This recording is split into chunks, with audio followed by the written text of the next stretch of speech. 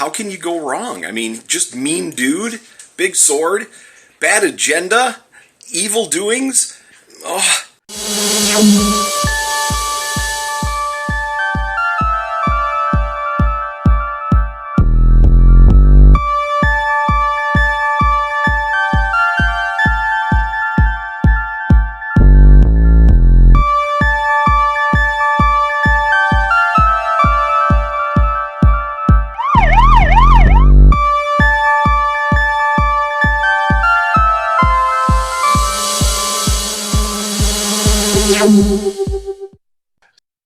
Highland Park Magnus. Oh, nice. Single malt Scotch whiskey. I'm down to my last drop of Scotch this week. I am cleaning out the last part of a bottle of Glenmorangie for this, but I also figure it ties in nicely with the film because there's the bar scene where he's following the forensics lady, and he sits down, orders a Glenmorangie, and I went, I have a bottle of that. Also, I know there's no dragons in Highlander, but I'm drinking out of the cup we got at Wizard Quest in Wisconsin Dells. Hi, I don't know if the fourth of us will turn up today, but I am Dave Nesbitt, 1/4 of the Lost Blokes. And oh dear Lord, there seems to be a bottle or a glass of scotch in my hand. Whatever. Oh no! It's getting close. It's getting. Oh. There's actually an Irish myth that says that when you die, before you get to the gates of St. Peter, you're suspended inside of a cask full of all the whiskey you have ever spilled, and if you drown, to hell with you. That's a good myth. I like that one. I should introduce myself. I'm so sorry. Yes. Haven't even had any of this yet.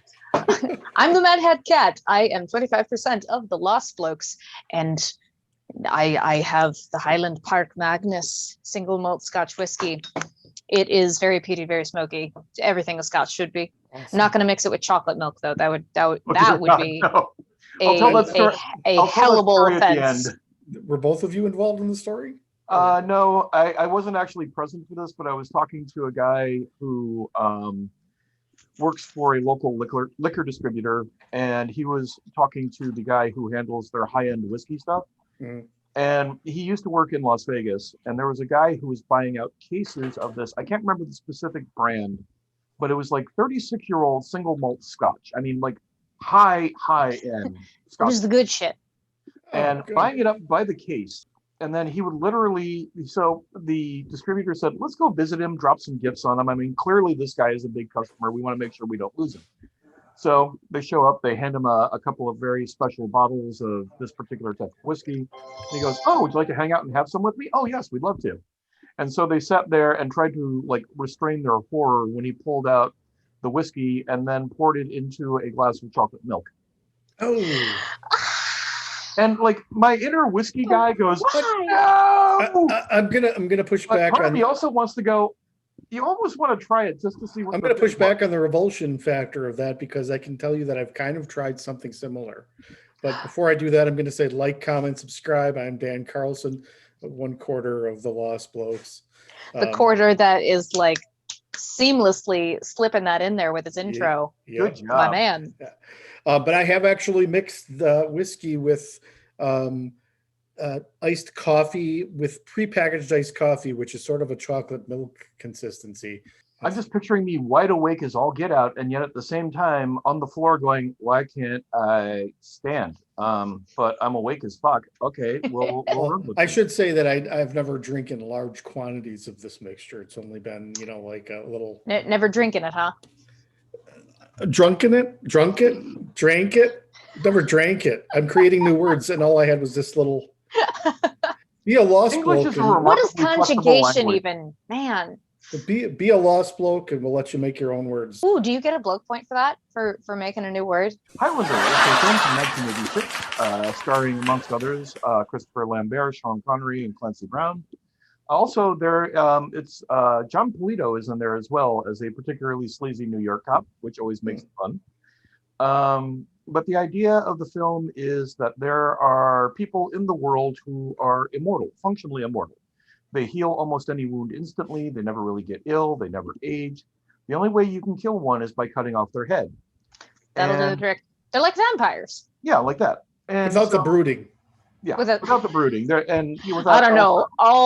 All of the immortals in this movie seem pretty broody to me. Basically, what happens is that if you are an immortal and you kill another immortal, you get their knowledge and power through a process called the quickening, Is that which what all that causes lightning was massive about? amounts of collateral damage.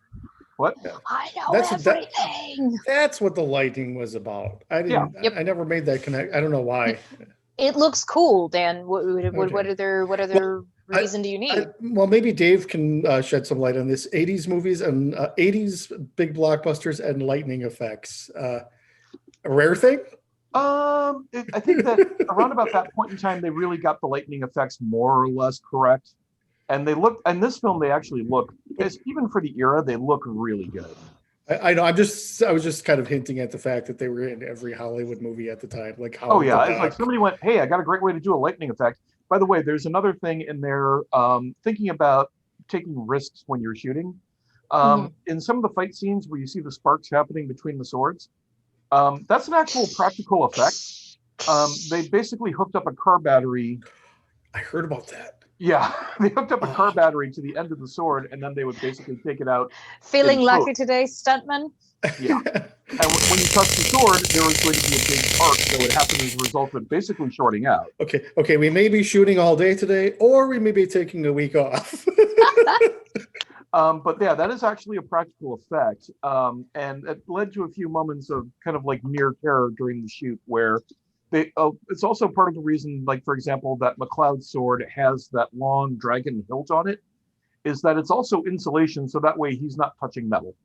It's very important. Very important. The main character of this story is a gentleman by the name of Connor MacLeod, who was born in the 1500s in Scotland. And the first time that he goes into battle to go into a clan battle with his family, he runs into this giant dark knight played by Clancy Brown, who is wonderfully terrifying throughout this entire film. I love the way that he finds out that Clancy's gunning for him. Nobody will fight him. He's like, why? Why would anyone he's fight running me? through the battle going, "Fight me, you cowards!" And Clancy Brown. Well, it's his first time. He wants to see some action. Yeah. And he does. And he's running very through the battle, and quickly. every time anybody it's sees over. Connor, they run away. Because the big black knight has basically said, The boy is mine. "The boy is mine." Okay, I'm not So arguing apparently with they this can like period. sense each other. They get that spidey sense. Oh, you're like me. Yeah. Also, that's one of the other key points is that if you're an immortal and you run into another immortal, you can sense them coming. So it's a great kind of like warning thing of them, like, It's all like of a the sudden video they're- game music that tells you a boss is coming. It's also like the opening sequence of this film is really well done with a great series of tracking shots through Madison Square Garden, and there is a professional wrestling match going on, and Duncan is the sound and the feel of the audience is reminding him of his first time going into battle, and he's also really wound up and tense because he knows there's another immortal in there. And the intercut between sense him. the battle scenes and the WWE reminded me, I was telling you earlier of at the beginning of Pink Floyd The Wall, where Roger's comparing rushing fans to people going into battle, and they're cross-cutting between the two. I was just having a flashback to that. But Well, and I had forgotten the whole opening scene, and like having so recently, being grateful. I'm grateful for it. A more extra focused exposure to professional wrestling in recent history. Thanks, Dave. Thanks, Move. And like seeing that, I got all excited. And I'm like, oh, right, we're watching the Highlander. Okay, all right, this will be over soon.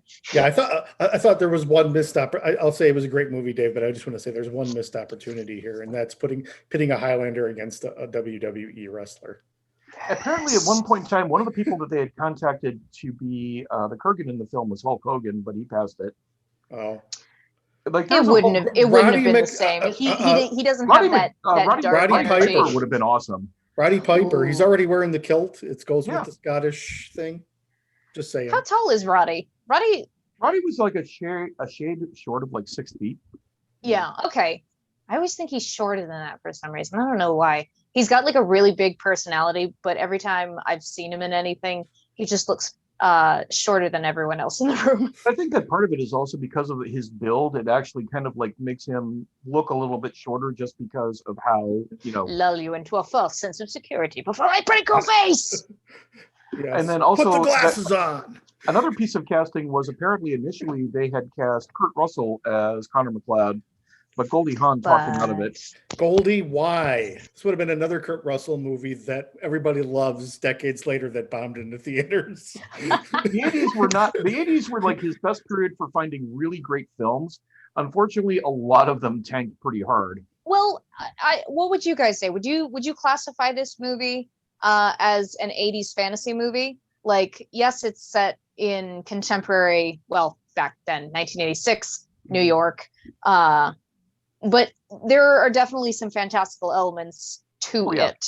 Like, I get more of a fantasy feel than a sci-fi feel. Yeah, I love the fantasy feel of the film. I love the flashbacks to periods of time. We'll get to what I still think is always going to be my favorite dueling scene, maybe ever in a film, happens in this. In the series, they went into it a bit more. In the film, they have a little bit of fun with what's the kind of mischief you can get up to if you're basically immortal. And there's a dueling scene in there where they're having a flashback, and I was telling Dave, yeah, you could make an entire movie about these immortals guys stabbing each other for stabbing fun. each other over and over again for fun. There's a duel he has on Boston Common with a guy whose wife he insulted, and the guy stabs him over, and he just keeps standing up, and again, and again, and again, and it starts in morning, and it's like the sun is setting by the time we're done. My arm is so tired. Why won't you stay down? I just love the moment where he stands up and goes, "Enough, sir, I beseech you. I apologize for calling your wife a bloated war dog." And I bid you good day. He just walks. Shoot him, sir! Shoot him! He's just drunk as all get out, and not taking this seriously because they're using the sort of sword where they're can't die of alcohol poisoning. Yeah. Liver just like constantly rehealing itself. Oh, this is awful, you bastard. But basically, the film follows the trail of Connor McLeod as Clan McLeod. Yes, of the Clan McLeod, who, as he is trying to survive the gathering, which is basically all the immortals meeting in New York and then fighting it out until only one is left, and that's why the repeating line is, "There can be only one." Is this an agreement they've all come to, or is this something that was prophesied? Or I think it's part of a prophecy that the original immortals had, and then they just passed it along. The only rule being that the only place that you're actually safe is if you're on holy ground. Yeah. You can't fight or duel on holy No ground. one will break that. It's tradition. But Thanks, Sean. You're great. Even like the Kurgan, who is the bad guy in this, like confronts McLeod in a church, and then McLeod's about to terrifies deck the him. nuns, but and he licks the priest. God, I've got something to say. Better to burn out than to fade away. Apparently, that was an improv that Clancy did. Angsty 12-year-old. No, seriously though, like I love the concept of the Kurgan from the steppes of Russia. They throw children in the pits with dogs to fight over the meat for fun. And like in the beginning, he's this dark, like very mysterious figure, like very powerful and not impenetrable. Shit, that's not. Yeah, What he penetrated at one point with a big blade. He does multiple times. Impenetrable. but yeah, like he goes from the skull helmet to like, and to be fair, like when he shows up in New York, he is very imposing looking, and he's I'm trying to think of what Jay called it, like crust grunge or something. Yeah, and he looks very cool. He looks like he could fuck you up. But then like over the course between when he first checks into that motel until the end of the movie, he just gets more and more and more like Buffalo Bill. Like, does anybody else see that? Yes. Ted Levine clearly had inspiration for the tongue waggling, mocking the women screaming. Oh yeah. From Kurgan in the second half of the movie. I see that. I feel he like knows it's win, lose, or draw, so he's going to have as much fun as he can along the whole way. I feel like you could easily safety pins in his neck. As big as he is, I feel like you could easily cause a problem just by sticking your thumbs into his sewed on neck. Yeah. Right? Like I wonder like how deep that cut Ramirez gave him was. Yeah. And then also if other people had done that as well, and he just like keeps trying to stitch it out. So anyway, there is the opening scene of the film, which is shot at Madison Square Garden during this. McLeod finally leaves because he knows there's another immortal there. There's a dueling scene taking place in the underground parking garage of Madison Square Garden. And when I first watched the film, he disarms the guy, and I think, okay, here's where we have the hero letting the guy go. No, cuts his head off. And then you see the body hit the ground, and then you see sparks, and then lightning. And then there are explosions everywhere as he's basically absorbing all of this man's knowledge and power that he's earned over like hundreds of years. And then he tries to drive away, and he gets picked up by the New York Police Department, who are dealing with an explosion and a body and all these other things. Who are assholes, may I add? Yes. Like, Jesus Christ. Terrible people as cops, but but I do like that there's the guy just totally trolling them, the hot dog stand guy. Now that guy was awesome. It's just like, and I also love the moment where the cop tries to catch him in trying to recognize the person who was killed by going, so anyway, this guy, what's his name again? I don't know. You tell me. It's like, this guy's been interrogated over the centuries, and he knows. Like, I don't even every care part anymore. Like, what are you gonna do? You gonna put me in the electric chair? Ooh. Do you think like maybe in the 20s and 30s he did some shit and somebody tried to I bet you someone tried to electrocute him in the electric chair. This is the back first in the 20s and 30s. This is the first millionaire hero that doesn't bother me, because unlike Bruce Wayne, who don't knock on Bruce. I like Bruce. I like Bruce too. I like Batman, but you know, he is sort of the rich guy who just has a lot of toys. Yeah. But I figure the guy in Highlander is rich because he's been around for a long time, and he did everything that didn't work, so he figured out what did work. Yeah. Well, no, the reason he has all that money is because all of those people that he stole names from, at least like in the last 5 generations, leaving money to himself. Yeah. Like he just collects the inheritance over and over and over again. Yeah. And also, you can have that fabulous loft that you have to ride all the way to the top floor, even though there's probably a door on the main floor. But if it was on the main floor, then you wouldn't have that wide sweeping shot of him coming down the stairs from the loft area into the main living area. Tracking shots in this film. The Steadicam work in here and the dolly work is staggering. How good it is. Insane. Like every shot of this movie is just like, what was a shot for an IMAX theater? You know. But I think if I was an immortal, I'd be sitting around going, well, I've got $500 in my pocket. Okay, so we'll deposit this in a CD and just keep rolling it over for 400 years. See, that's how you master macroeconomics, is by being an immortal. Don't have to worry about health insurance ever. Not going to waste any money on that. There is the other plot, the romantic subplot of there is a forensics specialist who is played by a remarkably, I will forget this actress's name, and I feel terrible for it. Roxanne Hart. Thank you. Apparently, one of the things they did during casting was they had all of the actors playing that were set to play that part give their best like stage scream, because you have that scene in the end where she's, being held hostage and screaming at the top. Oh my God, I've never heard so much loud music and screaming at the same time in a single scene. Yeah. I'm just picturing being the sound mixer going, where do I start? There's just so much. There's so much. And at the same time, he's being followed by two New York City police detectives who are the best comic relief all the way through this. It's not like there's not a whole comic relief in this. Yeah. I mean, they're not incompetent, they're not terrible, but they are typical New York cops who are trying to handle a supernatural crime. They're behind the curve on a situation that nobody could ever be ahead of the curve on. It's still like the thing that they're so lucky they didn't get their asses killed during all this bumbling all over the place. The one scene that stood out to me with the romance subplot is that she's sort of putting him on the spot in front of somebody else, and he's like, "Look, we'll just go have dinner." And then no, he says, "Can you cook?" So not only is he being really forward and asking her to dinner, he's saying, "Cook for me. We're having dinner." Little misogynist there, yeah. Although, the gall on this man. Yeah. That she's. Well, I guess at that point, at that point she's asking him for a favor, so he's kind of. I see what you're saying. I agree, but no, it's just that fucking line. Like the word misogyny didn't even enter my head. It was just like the fucking gall of this motherfucker. Yeah. Just like, hey, what are you doing Saturday? Oh, nothing. Oh, hey, I'll come over for dinner. You're cooking. Yeah, that kind of thing. Yeah, that kind of thing. Well, I like a man who takes charge. Yeah. There is a like I know it was in the past, but there is quite a whole lot of get out of my way, woman. Hey, go over there, woman. A lot of calling women woman. But what I was going to point out, Middle Ages Scotland. So I mean, it's Yeah, the most enlightened they were time. terrible to women, right? but We she's don't actually know. but she serves wine to him, and he smells it, and he can tell what it is. But what strikes me Didn't is he bring that bottle? I think oh, did he bring it?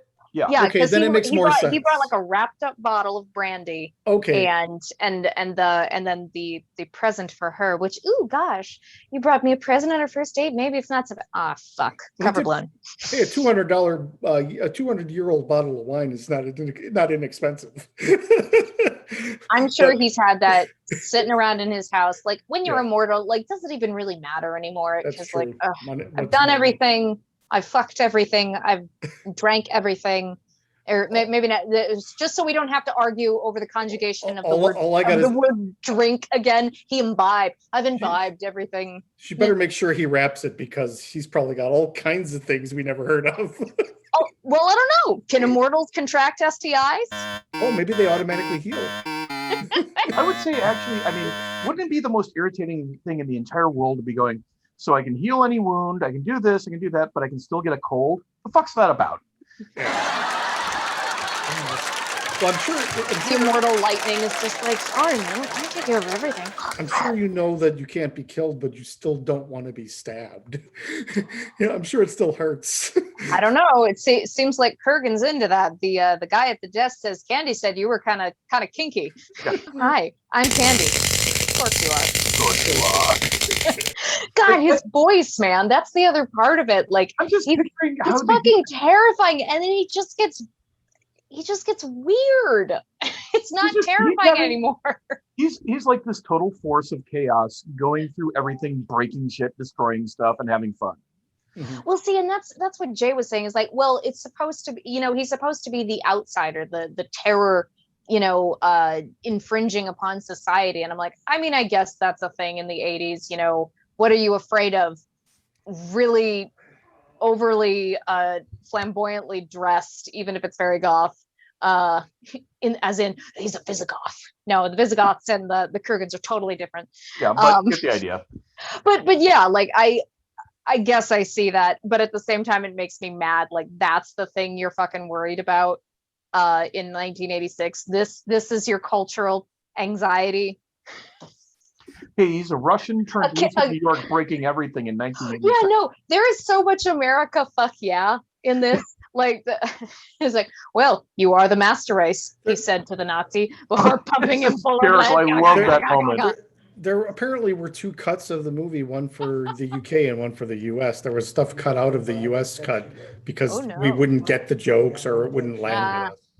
I did not put this together until now. I know the Kurgans from the steppes of Russia, like 400, 600 years ago or whenever the fuck it was, is a totally different thing from the Russians that Americans are afraid of in 1986. Oh, God. It just fucking hit me. Oh, we have our hero fighting a Russian, just like in Rocky. Oh, nice. Rocky 4 with one less robot. Yep. Does Kurgan have any lines that are similar to "I must break you"? I feel like he has a similar energy to Dolph Lundgren. I don't know. Oh God, yes. Like I want a mashup of that. That seems awesome. I want them to team up. They're my new heel team in professional wrestling. Thank you very much. Oh, yes. Totally a heel faction waiting to happen. But Dave. Yes. Oh, sorry. Dave, tell me about Heather. Tell me about this time with Heather. God. Blossom. One of the best sequences in the whole film is the realization of the things that would suck to be an immortal, because Connor finds this woman Heather, falls in love with her. They begin renovating this old castle in the middle of the Highlands of Scotland, and he just gets to watch her grow old and die over a period. There's other elements that happen there, but In this case, I'm just sticking with those two. Watching her grow old and die over a period, and he's still the same age, and he never changes. Well, And and she calls him like my beautiful man, yep. or something like that as she's lying there. I will say, like, I do love, like, it's very, very emotionally touching that the way that Connor feels about her. The first bit where they've got to go like, oh, time has passed, Heather has aged. They just overgrade her eyebrows so fucking much. Yep. That took me out of it for a minute. But then they get back to her like lying in bed, her hair's all white, her eyebrows are a much more decent shade of gray, and it starts to get very sweet again. And oh no. And then to make it even more like heart-wrenching, you have Queen singing the song, Who Wants to Live Forever. And I remember watching it I still get misty watching that scene. And I've seen that film, I don't know, 50, 60 times. It affected me a lot, yeah. Apparently, when they approached Queen, they basically said, we want you to do a song for a scene in this film, pick out what scene you want to do. And then the members of Queen sat down, watched the film, and basically offered to score the whole damn film. And then Brian May wrote Who Wants to Live Forever on the way back home from watching the film. And the soundtrack to this, by the way, is absolutely amazing. I mean, it's Queen, so, it's going to be awesome. Queen and it fits a bigger than life immortal element, so well. And Michael Go ahead, Dan. No, Michael Kamen did the score. He was the symphony guy from Pink Floyd The Wall. Yeah. And he did the Lethal Weapon scores with Eric Clapton. I was side note, I just was reading Roger Daltrey's autobiography, and when they did Tommy as an orchestral piece, Michael Kamen did the score for that. But he said the big issue was that Michael Kamen showed up and he was doing an awful lot of coke. So he was having a hard time staying. It was the 80s, man. Yeah, it was the 80s. So he's having a hard time keeping the same tempo with the orchestra that the Who is having because, it's coke. So he's always wanting to anticipate the beat. Was Daltrey doing the coke or was Kamen doing the coke? Kamen was doing the coke. Daltrey, yes. Daltrey the answer was is the band's yes. health nut and It ties into the Highlander universe, I just realized, because in the series, Daltrey turns up for about 8 episodes in the series. Oh. He plays a character named Hugh Fitzcairn, who causes a lot of strange childish moments with him and the other member of the MacLeod clan. The only thing I was going to say was that there were a couple of other people who were considered to do the soundtrack: David Bowie, Sting, Duran Duran.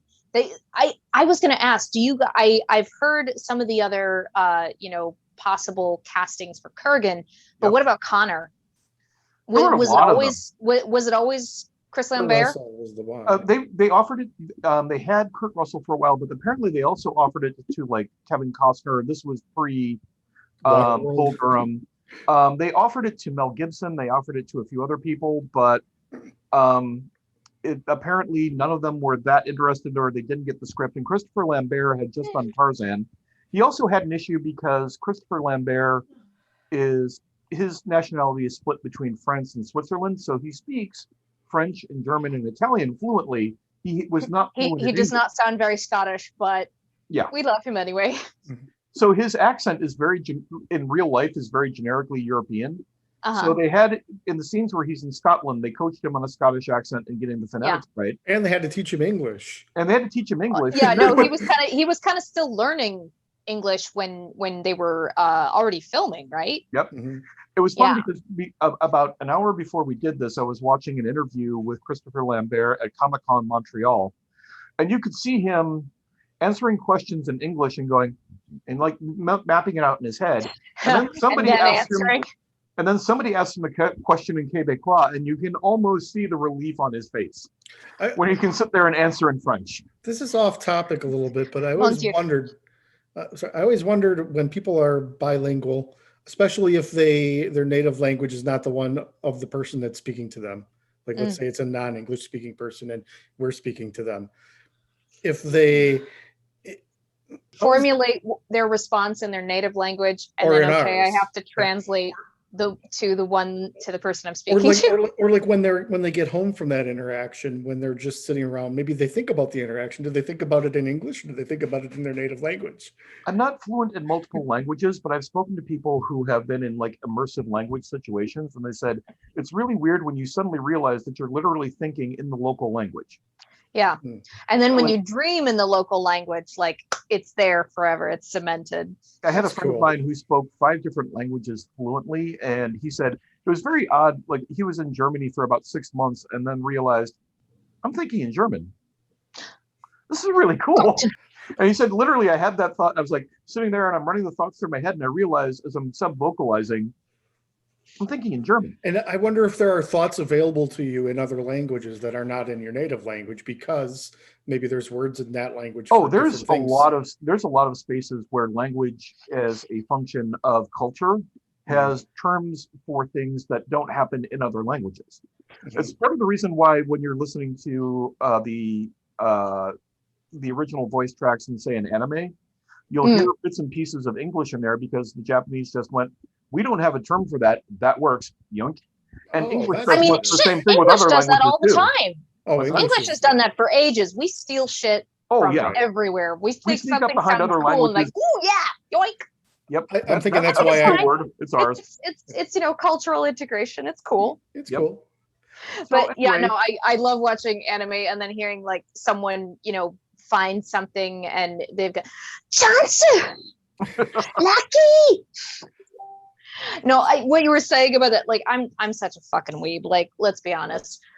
There are times when I am working on stuff or like I see somebody do something fucking stupid, and the immediate thing that comes into my head and sometimes out of my face is Speaking of anime, I was telling Dave, I don't know if this movie is inspired by anime or if anime is inspired by this movie, but there are shots in this movie that that seem very anime, especially like the close up of the sunglasses on the ground with the Right, reflection of the guy right. walking away, or the rack focus of like Christopher Lambert and then the guy in the background. Back in the 80s when I saw this in the theater, I probably would have been like, what's going on here? Now I'm well, just it's kind of like I was sitting around thinking about, because you were asking like what kind of lenses that Mulcahy was shooting with this. so many Yeah. wide shots. So many like wide angle wide. lenses on this. In small because- spaces too. Yeah. Well, yeah, no, in Connor's little like circular library Oh. memento type room, that shot from above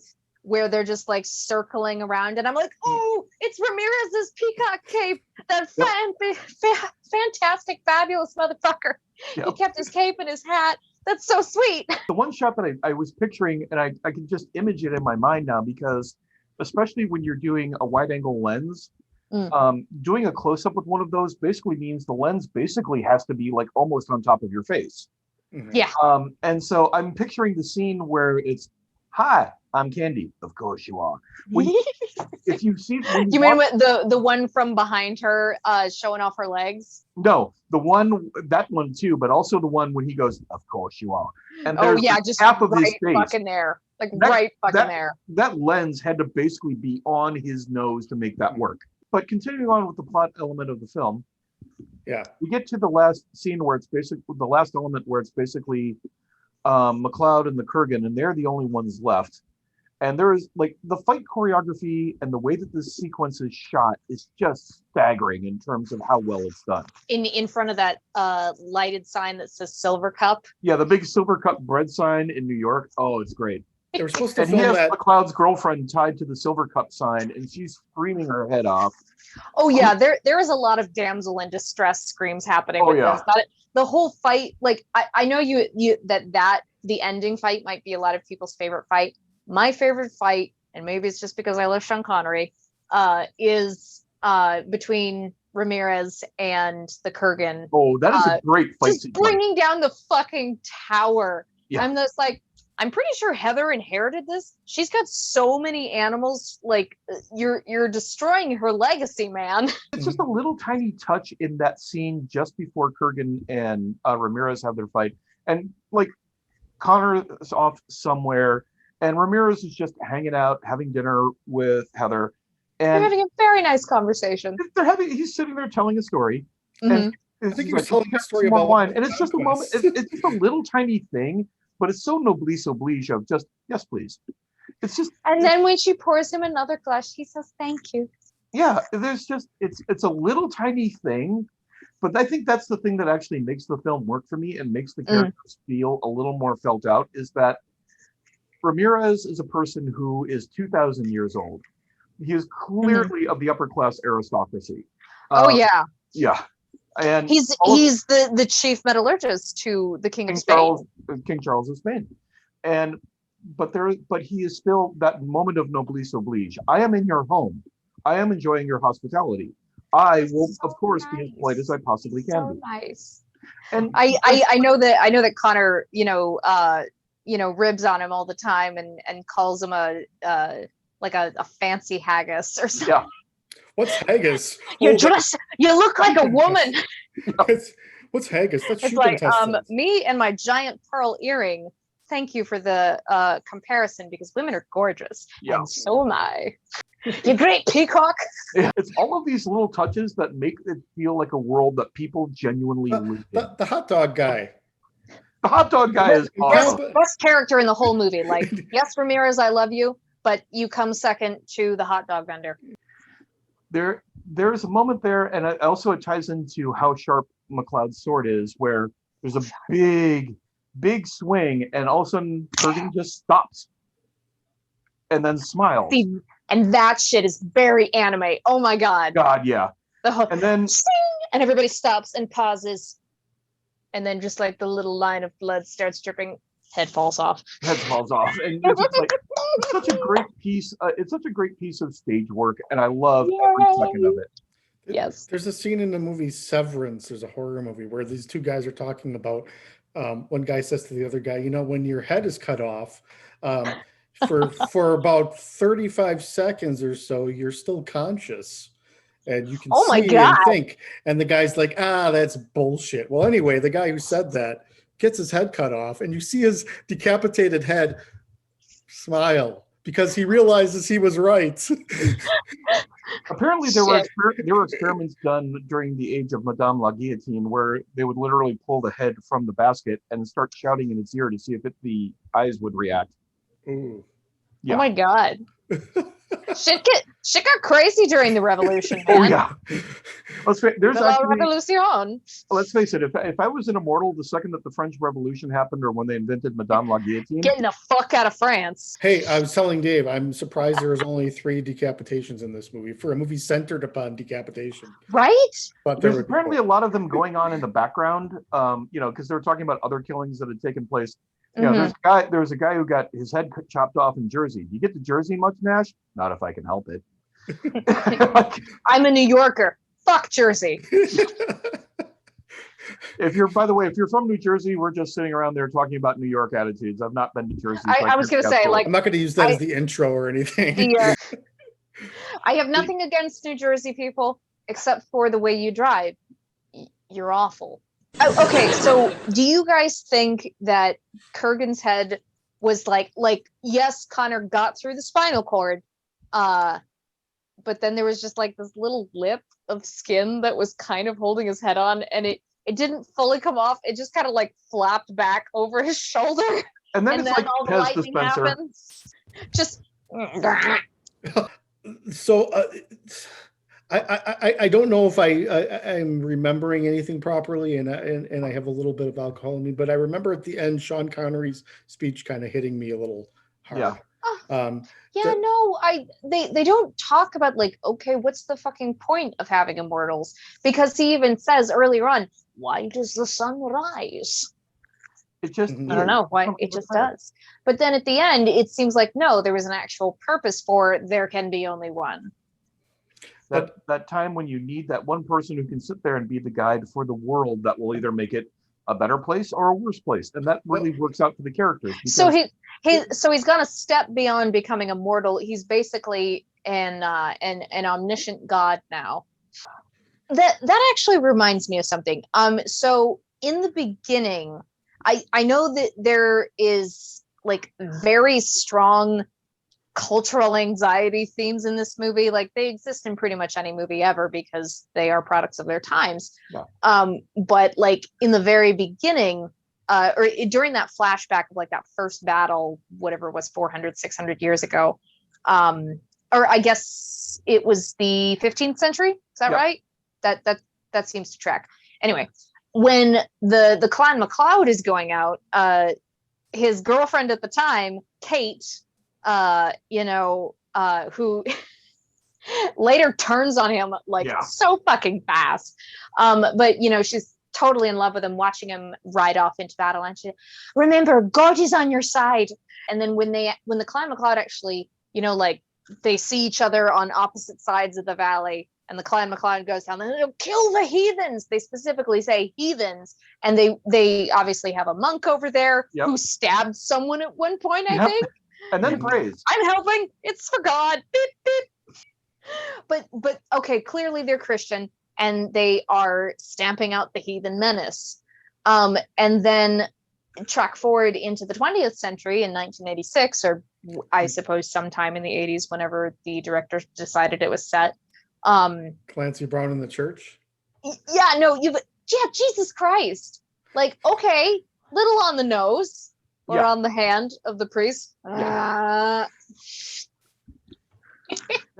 whole thing with watching Kurgan walking in, he's respectful of the fact that immortals do not mess with each other or commit violence on each other in holy spaces. I'm gonna mess with everyone else in here, though.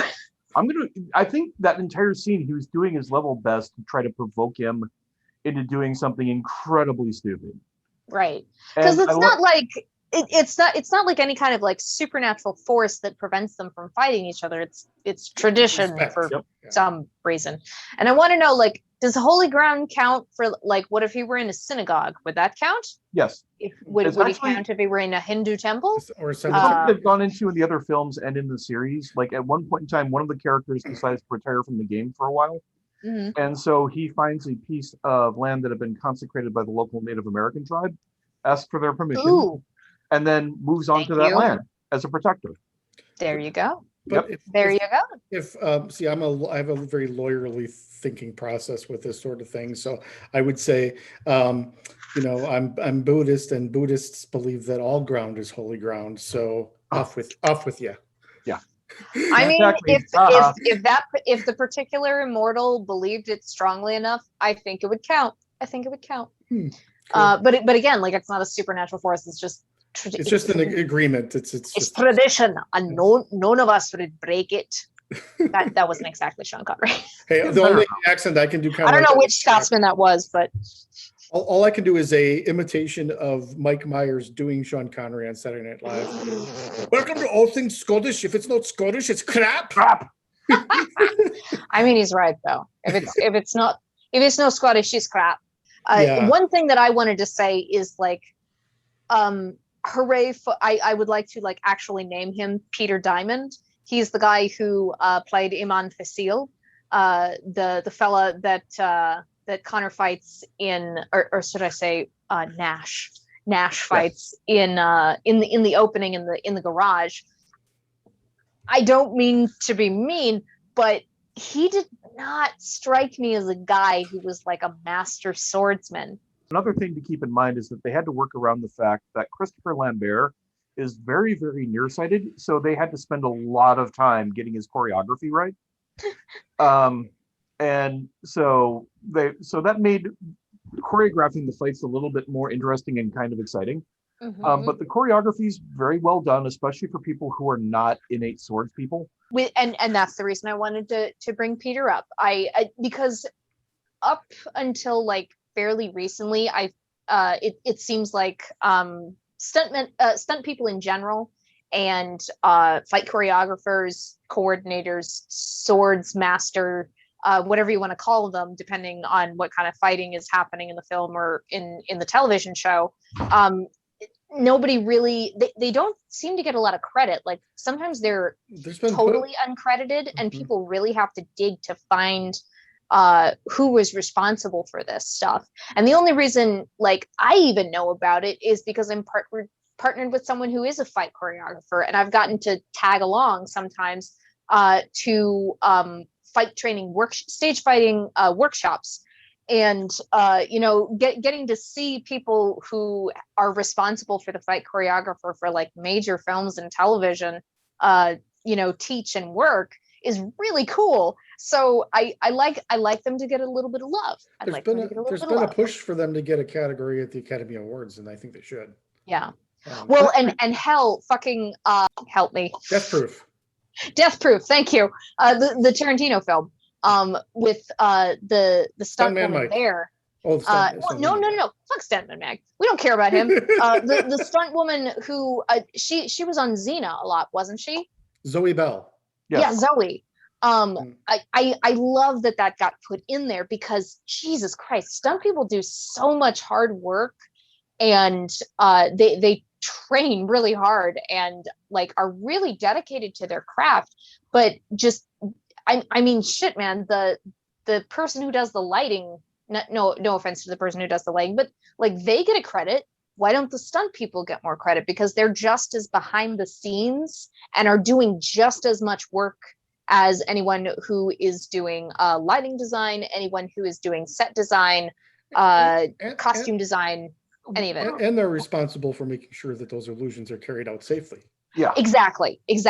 So thank you, Peter Diamond and Associates, for giving us the fight scenes that we got in Highlander. Thank you. Yes. One of my favorite kind of like, this star is kind of awesome stories is Keanu Reeves when they were doing the Matrix films. After the second film, he went out and he bought motorcycles for every member of the stunt team as a way of saying thank you. That's lovely. Yeah, I'm like, okay, rock on. If anybody, I mean, to be perfectly honest, considering show them respect, treat them nicely. Yeah, considering the number of injuries that stunt people go through. I mean, the all-time great legend stuntman Dar Robinson died doing what was considered to be a routine motorcycle accident. Mm-hmm. Doing a routine motorcycle gag, basically. It's something that to me, I'm like, stunts should, because the choreography that goes into doing stunt work and doing it well is absolutely insane. And it's a partial second's worth of difference between nailed the shot and going to the hospital for a long time. I mean, yeah, no, every time I have gotten to work with a fight director, I feel really lucky for having gotten to get a little bit of an inside look there and see, the details of how they work and why they do what they do. And if anyone else is like fucking about during fight rehearsal, I am like, you sit the fuck down and you pay the fuck attention. I don't want you to hurt me. Like I've never gotten to be, I think maybe I've been in a scene with a sword once, but I didn't have one. Most of the time I'm in, I've had a fight director. It's because there's like physical brawling happening. But even that is just like, shit, you can really fuck people up. Stage slaps? Nah, it's very iffy, because if you pop someone in the ear or pop someone in the cheek or the chin or the nose, it's not good. So pay attention in your fight rehearsals, children. Harrison Ford really punched Ryan Reynolds on the Blade Runner 2 set. Damn. They made a joke about it later, but yeah, you can see it's a real punch, and he really reacted. There are classic stories about one of my favorites still for a moment where somebody had an accident on set. It turned out well, but it ended up being a great punchline, was on Sons of Anarchy. Charlie Hunnam during a fight scene apparently slipped. His foot moved a few inches farther than he expected. He hit a wet spot on the ground, and his hand went forward, and he punched Henry Rollins right in the face. Henry Rollins? And so he immediately, he jumps up, calls for cut, and immediately begins apologizing. And Henry's like, it's all good. It was totally an accident. It's okay. So Henry was like, the next day I'm like wandering around, and like Charlie Hunnam's going, yeah, we did this, and I accidentally punched Henry Rollins. No, actually, he did hit me back, and let me tell you how grateful I am.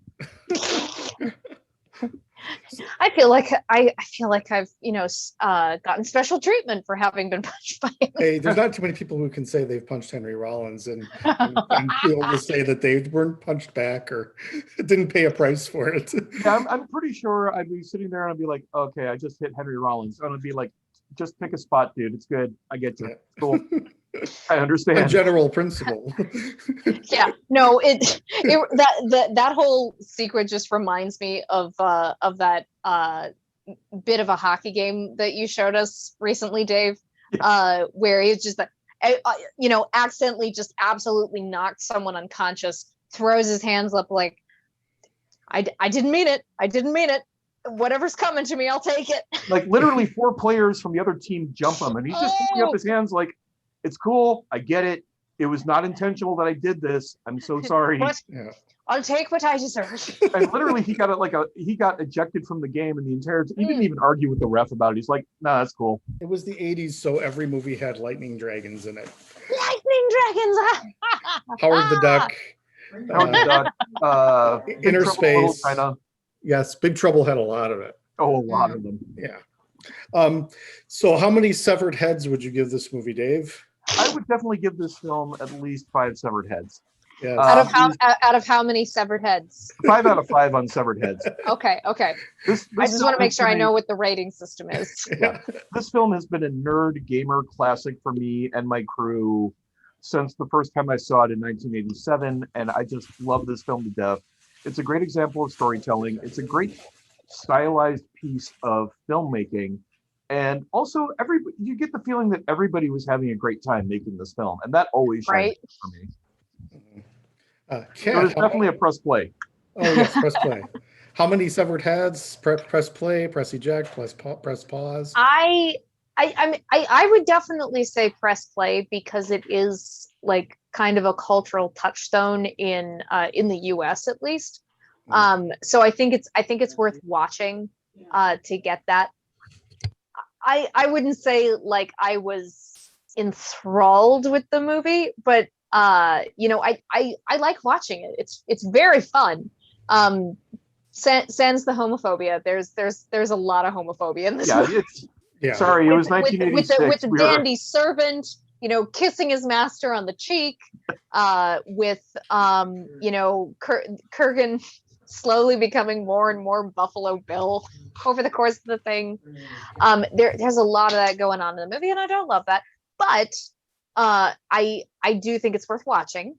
So press play. I love the flashbacks. I think the flashbacks are my favorite part of the movie. And maybe that's just because I like the fantasy element more, that like the, times gone past, what are words? What is the flashbacks in the past I find more interesting. I think the dialogue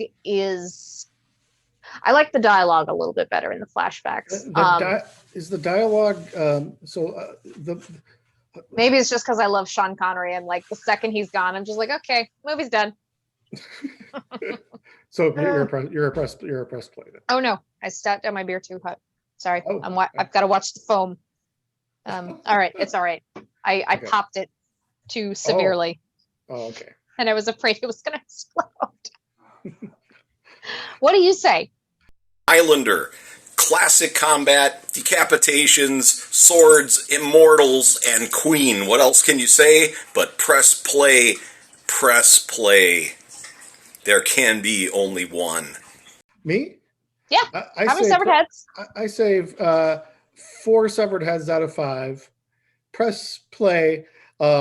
It's not flawless. There's some acting that has some issues, but some of that's probably because guy's got 3 languages to juggle, and he's just learning one while he's filming. Yes. That is a thing. Yeah. I'm just raising my hand because I remembered a thing that I was going to say earlier that I forgot. Keep going. You can go ahead. I can jump back in from there. No, go ahead. So some of the performances feel a little stilted, but it also probably is because so much time and effort is being used to make the movie look visually fucking amazing. You could tell that Russell Mulcahy is did this feel like it could have been a Ridley Scott movie? Yeah, I felt like it could have been a Ridley Scott. it has a lot of that Ridley Scott motion and also that use of shadows and such to feel things out. Yeah. And also, Yeah. it's still one of my favorite shots, maybe in film, is the moment where Connor has been exiled from his village, And they left him in the stock. yeah, and he gets out of the stock and he's just leaning up, and then there's a fade between him and then this image of the Mona Lisa on the side of a building, and it's such a great. Are you going to do the chef kiss that you did in chat? So many great transitions, editing transitions in this movie. Great photography. It has a music video feel, but without being overbearing. Like I was saying, there's only probably a small handful of movies that use that style that don't annoy me. This is one. Elm Street 4 is another. Lost Boys is another. I hate Top Gun. Sorry, everybody. Top Gun can just You monster!